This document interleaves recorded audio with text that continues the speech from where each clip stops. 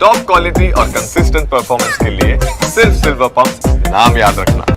लेकिन ईरानी विदेश मंत्री अब्बास अरागची के बयान से ट्रंप आग बबूला है। ट्रंप ने कहा कि ईरान पर एक बार फिर हम हमला करेंगे। अमेरिका को हमले के लिए उकसा रहा है ईरान, ये कहा है ट्रंप ने, क्योंकि ईरान ने ये साफ कर दिया है कि वो अपना यूरेनियम संवर्धन का कार्यक्रम नहीं रोकेगा, अपना परमाणु कार्यक्रम किसी भी सूरत में नहीं रोकेगा।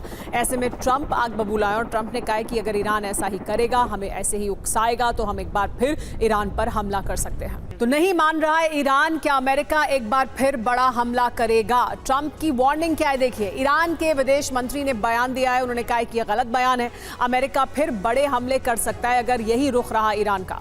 जरूरत पड़ी तो ईरान पर एक बार फिर अटैक करेंगे। यूरेनियम संवर्धन की इजाजत नहीं दे सकते। तो क्या फिर होगा B-2 bomber attack? B-2 bomber एक बार फिर एक्टिव हो सकता है। अमेरिका अपना B-2 बॉम्बर इजराइल भेज सकता है। इस बार इजराइल से ईरान पर B-2 बॉम्बर से हमला मुमकिन है। मध्य पूर्व में जारी तनाव के मोर्चे पर ईरान के खिलाफ अमेरिका और इजराइल साथ हैं, लेकिन ईरान न तो झुकने को तैयार है, ना ही अपनी शर्तें छोड़ने को राजी है, जिससे ईरान के आंतरिक हालात भी बिगड़ रहे हैं और इन्हीं हालात का फायदा अब इजराइल उठाने की तैयारी में है। लेकिन सवाल यह है कि क्या स्थिति वाकई इजराइल के लिए मुफीद है? जवाब आप इस रिपोर्ट में देखिए।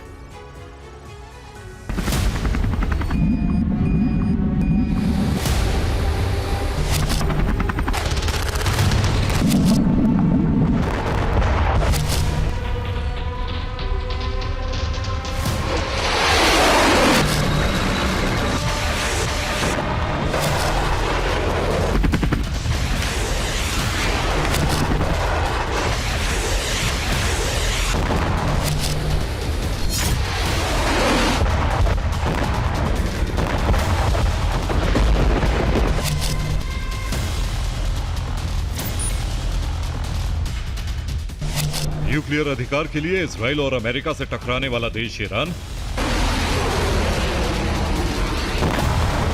और इस देश को ताकतवर बनाने में जुटे सुप्रीम लीडर खामनेई अदावत के उस चक्रव्यूह में घिरे हैं जिसने उन्हें मध्य पूर्व में भौगोलिक स्थिति के फायदे से महरूम कर दिया है। बावजूद इसके ईरान दबाव मुक्ति के लिए लड़ रहा है। ईरान का यही जुनून इजराइल और अमेरिका को अपने मंसूबों में कामयाब नहीं होने दे रहा है। इसीलिए ईरान के विरोधियों के पास सिर्फ 3 रास्ते बचते हैं।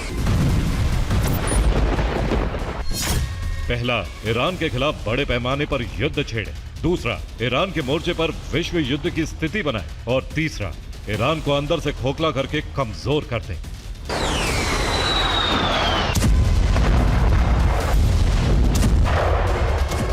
इनमें से पहले रास्ते का चुनाव इजराइल और अमेरिका कर चुके हैं, लेकिन उतनी कामयाबी नहीं मिली जितनी उम्मीद थी।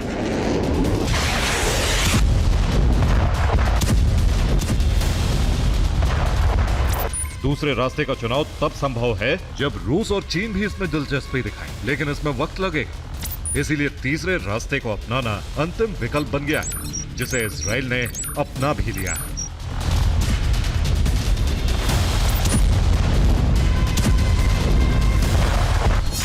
तो क्या ईरान में मोसाद के एजेंट एंट्री ले चुके हैं? क्या ईरान के न्यूक्लियर ठिकाने खुफिया तरीके से ध्वस्त किए जाएंगे, या फिर इजराइल खामनेई शासन के पतन की रणनीति पर चलेगा?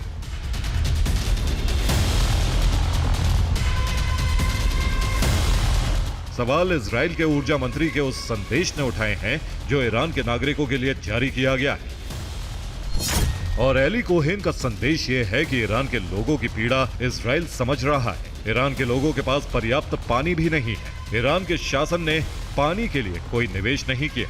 जल संसाधन का बजट परमाणु कार्यक्रम में खर्च कर दिया। शासन ने ईरान के लोगों की जरूरत पर ध्यान नहीं दिया। पानी का बजट अपनी प्रॉक्सी ब्रांच के लिए खर्च कर दिया। यह संदेश बताता है कि इजराइल ने ईरान के लोगों को अपने शासन के खिलाफ भड़काने का कार्यक्रम शुरू कर दिया है, ताकि एक तरफ खामनेई के खिलाफ बगावत हो और दूसरी तरफ इजराइल खुफिया एजेंट्स के जरिए ईरान के न्यूक्लियर ठिकाने ध्वस्त किए जा सके।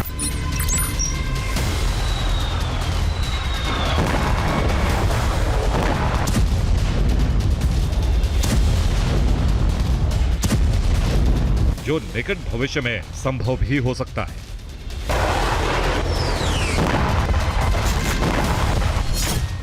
ऐसा इसलिए कहा जा सकता है क्योंकि ईरान में पानी की कमी से आवाम जूझ रही है। पानी की किल्लत के कारण कई दफ्तरों को बंद कर दिया गया है। हाइड्रो इलेक्ट्रो पावर प्लांट्स का उत्पादन भी घट गया है, जिससे लोग रोजमर्रा की जरूरतें पूरी करने में भी मुहताज नजर आ रहे हैं।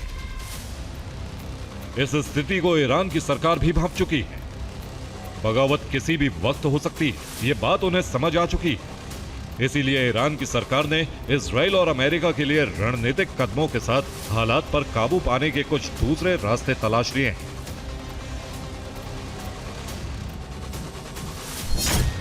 इनमें विशेष रूप से पानी के आयात पर ध्यान दिया गया है। पानी 4 पड़ोसी देश से ईरान लाने के लिए बातचीत शुरू हो चुकी है।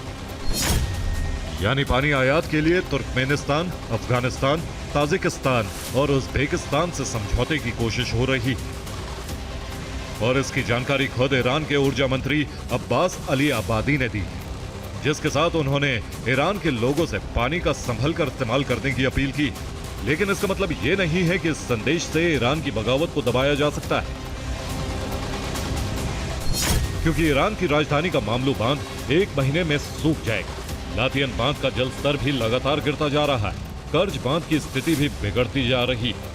मौजूदा स्थिति में ईरान के जल भंडार में 40% की गिरावट है। और स्थिति यही बनी रही तो फिर ईरान में विद्रोह भड़कने से कोई नहीं रोक पाएगा, जिसका फायदा इजराइल उठाएगा। सूखे की मार से जूझ रहे ईरान की कमजोर सरकार के हर मंसूबों पर खुफिया ऑपरेशन से पानी फिरेगा।